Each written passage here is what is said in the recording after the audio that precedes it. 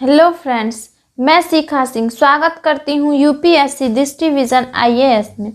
Friends, जब भी UPSC civil service examination की बात होती है तो आपने सुना ही होगा कि कहा जाता है कि ये बहुत कठिन परीक्षा है। नो डाउट कि ये कठिन परीक्षा है भी।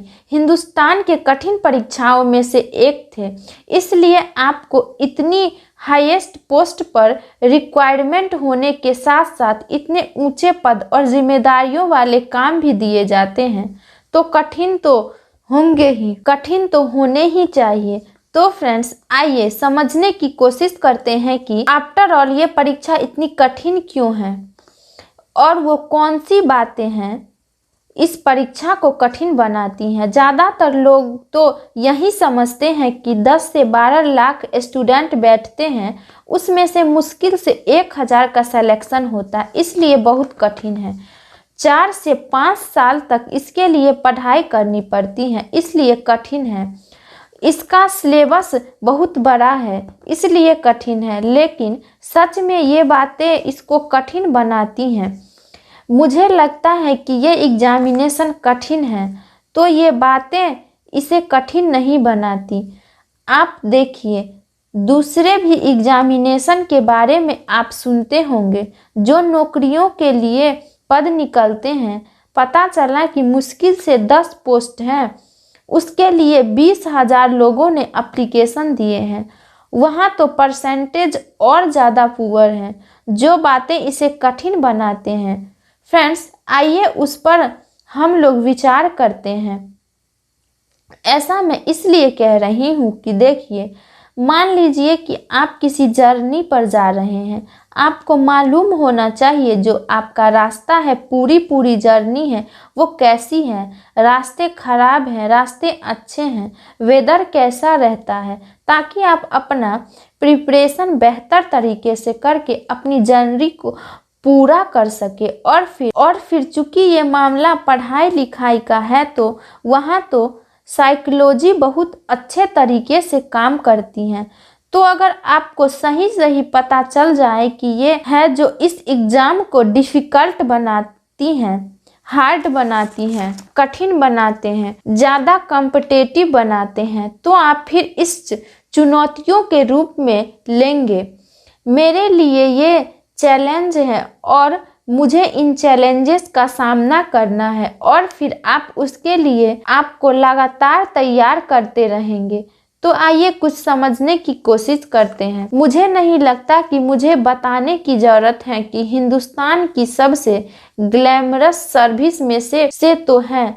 जब मैं ग्लैमरस की बात कर रही हूँ तो इसका संबंध सैलरी से नहीं है। जब आप इस सर्विस में आते हैं तो आपकी बिल्कुल तुरंत सोसाइटी में आपकी एक पहचान बन जाती है, स्टेटस एस्टेब्लिश हो जाता है, लाइफ के बारे में आपका पूरा का पूरा सिक्योर हो जाता है। आपके पास पावर होते हैं जहां आप दूसरों के लिए कुछ कर सकते हैं, तो डेफिनेटली ये ग्लैमरस आपको मिलता है। तो देखिए, सीधी सी बात है कि जिस सर्विस में इतना ग्लैमरस होगा तो उसके लिए कौन अपीयर नहीं होना चाहेगा। फ्रेंड्स, मैं ये तो नहीं कह रही कि सभी अपीयर होते हैं, लेकिन फिर जब बहुत ही टैलेंटेड स्टूडेंट होते हैं, वो डेफिनेटली इस एग्ज़ाम में अपीयर होते हैं। तो इसमें पूरे देश के स्टूडेंट बैठते हैं और टैलेंटेड स्टूडेंट भी आपका जो भी स्तर हो, लेकिन कंपटीशन आपको इससे करना पड़ता है। इसलिए ये एग्जामिनेशन कठिन होता है। बात केवल टैलेंटेड स्टूडेंट की नहीं है, बल्कि इस कंपटीशन में जितने भी स्ट्रीम्स हैं, जैसे कि आर्ट, कॉमर्स, साइंस से हैं, इंजीनियर है, डॉक्टर हैं, बल्कि इस कंपटीशन में जितने भी स्ट्रीम्स हैं, जैसे कि आर्ट्स हैं, कॉमर्स हैं, साइंस से हैं, इंजीनियर है, डॉक्टर है, चार्टर्ड अकाउंट, मैनेजमेंट हैं के स्टूडेंट हैं, ये सब बैठते हैं। तो अब आप सोच करके देखिए कि जहाँ इतने स्ट्रीम्स आ करके बैठते हैं, ये सब एक साथ आकर आपस में सेम लेवल फील्ड पर उनका कंपटीशन हो रहा है, तो आप चाहे किसी भी स्ट्रीम से हो, इससे कोई फर्क नहीं पड़ता है। खासकर यूपीएससी को तो सीधे ये देखती है कि आपने पेपर किस तरह से सॉल्व किया है, आप कितना स्कोर कर रहे हैं, और उसके आधार पर आपका सिलेक्शन होता है। जो दूसरी सर्विस है उसमें आप देखिए कि मान लीजिए कि इंजीनियरिंग सर्विस, वो भी एक ऑल इंडिया लेवल की सर्विस है, लेकिन उसमें सिर्फ इंजीनियर बैठेंगे। इंडियन फॉरेस्ट सर्विस है, उसमें केवल साइंस के स्टूडेंट बैठेंगे, लेकिन इसमें हर ब्रांच के स्टूडेंट बैठ, इसलिए ये जो कंपटीशन है ये कठिन हो जाता है। इसका तो सिलेबस है नो डाउट कि वर्स्ट है, लेकिन उससे भी जो बड़ी बात जो चैलेंजिंग पैदा करती है आपके लिए वो ये है कि सिलेबस बहुत ज्यादा क्लियर नहीं, बहुत डिटेल में नहीं। मैं जो यहाँ वर्स्ट कह रही हूँ, बहुत सारा सब्जेक्ट आपको पढ़ने पड़ते हैं जनरल स्टडी के तहत, फिर भी आपको एक ऑप्शनल सब्जेक्ट आपको तैयार करने पड़ते हैं। अगर सिलेबस बहुत क्लियर हो, डिटेलिंग बहुत अच्छे हो तो तैयारी करने में आपको आसानी होगी, लेकिन वही एब्स्ट्रैक्ट हो तो डेफिनेटली दिमाग में एक धुंधलापन रहता है कि किसे पढ़ें किसे छोड़े, कितना पढ़े। ये तो सिविल सर्विस एग्जामिनेशन के साथ, और सच पूछिए तो यही वो पॉइंट है मुझे व्यक्तिगत तौर पे लगता है कि जहां आपको गाइडेंस की जरूरत होती है, चाहे वो गाइडेंस आपके सीनियर दे, सेलेक्टेड गाइडेंस दे। अगर सिलेबस आपको सही तरीके से पता नहीं होगा तो डेफिनेटली आपको प्रॉब्लम क्रिएट होगी। वह पॉइंट्स इस एग्जामिनेशन को सबसे ज़्यादा कठिन बनाती हैं, वह है इसमें पूछे जाने वाले क्वेश्चन। इसके प्रश्नों के फॉर्मेट कुछ इस तरीके का होता है, आपको पढ़ने के बाद ये लगता है कि क्वेश्चन तो मैंने पढ़ा है, ये टॉपिक तो मैं जानता हूँ, लेकिन इनफैक्ट ये पूछना क्या चाह रहा है। और जब आपको ये पता लग जाता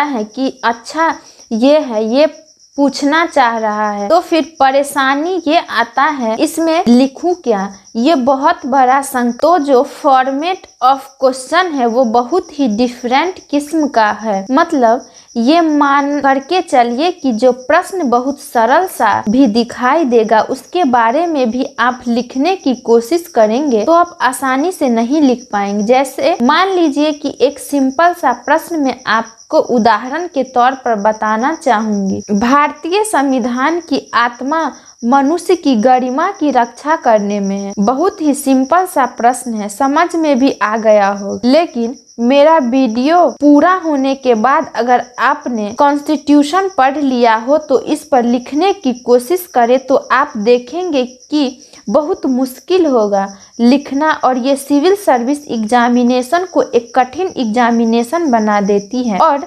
नेक्स्ट पॉइंट है फ्रेंड्स, वो है इसका करंट अफेयर्स। करंट अफेयर्स में आपको बहुत लंबे समय तक की तैयारी करनी पड़ती है। जनरली अगर आप सिविल सर्विस में पिछले 2 साल तक के करंट अफेयर से रिलेटेड जो घटनाएं हैं उन पर प्रश्न पूछे जाते हैं। सोच करके देखिए कि आपको इन्हें लेकर के चलना है। और बहुत से प्रश्न ऐसे होते हैं कि सीधे सीधे करंट अफेयर्स पर नहीं होते, लेकिन आंसर देते समय आपको करंट अफेयर्स को डालना पड़ता है। इसलिए अक्सर मैं सिविल सर्विस एग्जामिनेशन के आंसर के बारे में एक बात कहती हूँ कि क्वेश्चन तो पिछले साल का ही है लेकिन आंसर नया हो गया, यानी कि प्रश्न वही है जो पिछले साल था, लेकिन इस साल जब आप इसका आंसर लिखेंगे तो वह बदल चुका है, और अगले साल आप इसका आंसर लिखेंगे तो फिर वह बदल चुका होगा। करंट अफेयर्स का इतना जबरदस्त रोल आपके आंसर में होता है, इसे संभाल पाना इतना आसान काम नहीं, तो यह इस एग्जामिनेशन के कंपटीशन को कठिन बनाती है। एक बात और मैं आपसे यहाँ कहना चाहूंगी कि इसके जो उत्तर हैं आपको कहीं बने बनाए नहीं मिलेंगे। मैं तो बल्कि ये भी कहती हूँ कि अगर आपको किताबें दे दी जाए